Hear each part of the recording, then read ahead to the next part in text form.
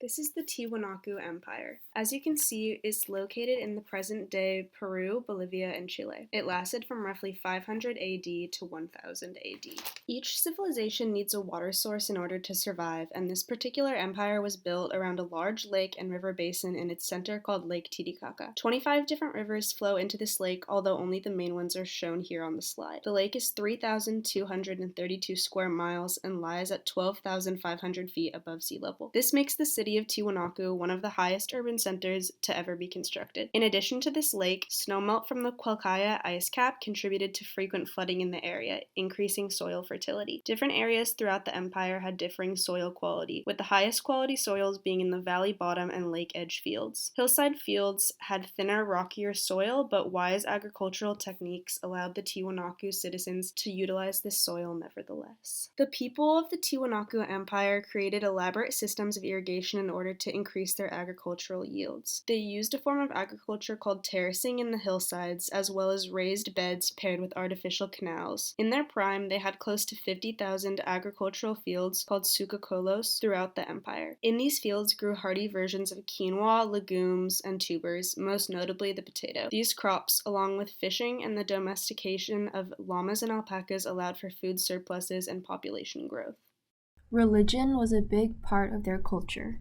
There is very little evidence of a military installment, so it's believed that through religion and trade they were able to spread their influence. This picture showcases a few different artifacts found at a site known as Koa Reef. You can see 2 gold medallions that showcase their ray-faced deity, a couple plaques, and remains of animal sacrifice, specifically llama. You also see a spondylus shell. The importance of this is that these mollusks were not native to the lake, that they were based out of Titicaca. Here you can see Koa Reef, and here is where they come from, the shells, the spondylus mollusks, 1,200 miles away in the South Pacific Ocean. This shell is evidence of the Tiwanaku people's strong trading relationships, as well as how important these shells are to them. The fact that they left them up at the lake provides evidence of religious tradition and sacrifice. According to Jose M. Capriz, an assistant professor of anthropology, by using valuable, desirable materials in rite, Tiwanaku worshippers show their commitment to their new religious traditions and customs that are huge in terms of building societies. This religion set the foundation for moral and behavioral norms in their society. As the population grew, occupation niches developed, and people began to specialize in certain skills. There was an increase in artisans who worked in pottery, jewelry, and textiles. Within the society, there was a hierarchical social class. At the top of the society were priests who led the worship of different deities, in which the sun god was the head of. Next were the elites and warriors who gained their status by control of the surplus of food obtained in all regions, which they then redistributed among all of the people. Elites lived in the city center in the neighborhoods, which had spring water systems and drainage sewers. In between was the specialized artisan class, people such as potters, weavers, stonemasons, jewelers. They created and traded goods with neighboring regions, and they lived in the periphery of the city. In the lowest place of the society, it was occupied by peasants, shepherds, fishermen who supported the economy. These people mostly lived in the satellite colonies of Tiwanaku and paid tributes to the city with the goods that they created, which then the elites took and redistributed with the rest of the community. They also took care of public works such as construction of palaces, roads, and pipelines. So, in regards to international politics and neighbors, the Tiwanaku shared control of coastal South America during a time known as the Middle Horizon, which was roughly 600 CE to 1000 CE, with the Wari culture. The Wari culture rose and fell around the same time as the Tiwanaku. The relationship between the two cities are unknown, but there's evidence that there is a relationship between the two because of similarities in religious artifacts and art. On the right is an example of Wari art and pottery, and on the left is an example of Tiwanakan art. Similarities in the eyes, color, subject matter, as well as how they're depicted can easily be drawn. They, however, were not in contact with each other from what we can tell, because neither of these two civilizations had a large military or any kind of defensive installation. Tiwanaku's collapse began before 1000 CE. With the fall of the political regime, marked by the stop of new monumental construction and the desecration of some monumental architecture. Within about a century, the urban capital and other large sites were abandoned, including colonies outside the lake basin. And eventually, settlement reorganized throughout the Titicaca Basin towards defensible ridgetop sites in the agro-pastoral zone.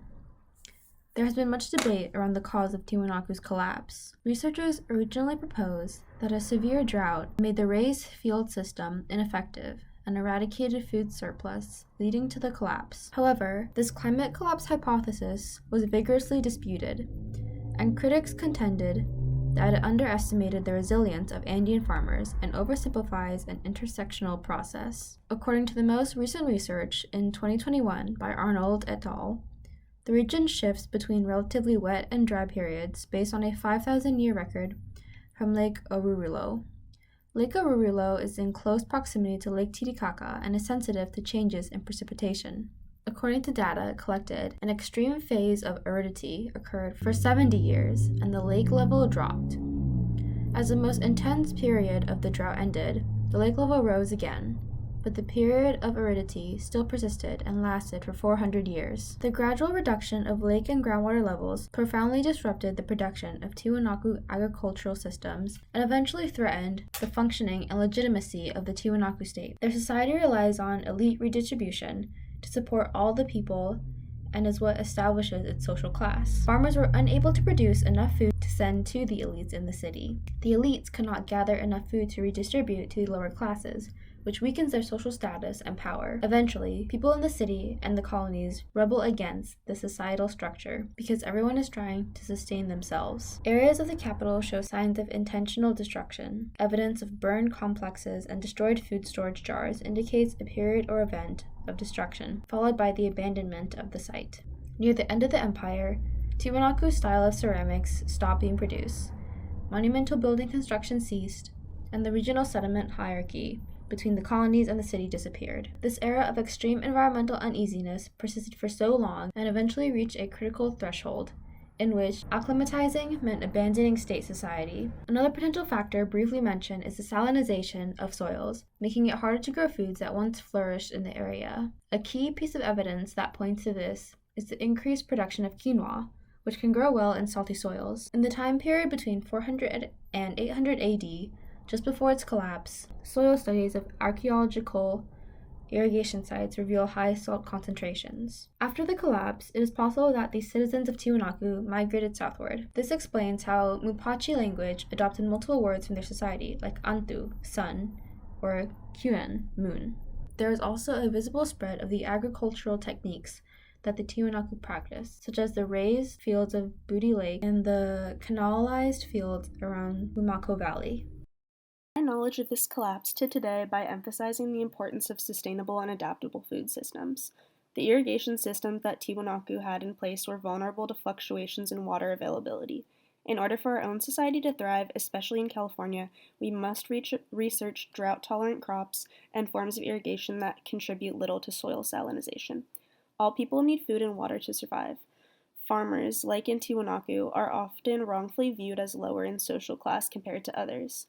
However, truthfully, they hold the most important job required to sustain human life in an increasing population. Most other people who rely on them are far removed from the processes and work needed to obtain food. We do not understand, appreciate, and respect the land from which we get our food. People instead glorify and devote themselves to other things, whatever they may be, and expect food to always be available. Looking at Tiwanaku, we must learn from them the importance of sustainable and adaptable food systems for the survival of our society. Similar to recent discussions about California's climate today, the arid period in the Titicaca Basin region persisted for much longer than the Tiwanaku people expected and could persist with their current means of living. It would be their new normal climate for 400 years. After trying for so long with dwindling outcomes, the people of Tiwanaku were forced to move away or stay and die off. The current California drought has lasted for 21 years so far, with little indicator that this and the current climate may change. Researchers speculate that this may be the new normal of California's climate for the foreseeable future. Instead of short-term planning based on the drought eventually ending, our state needs to invest in long-term planning for a new and more arid climate and shift the ways that we use our resources. From changing water collection methods to be more stormwater focused or changing the types of crops and farming to maintain our soil.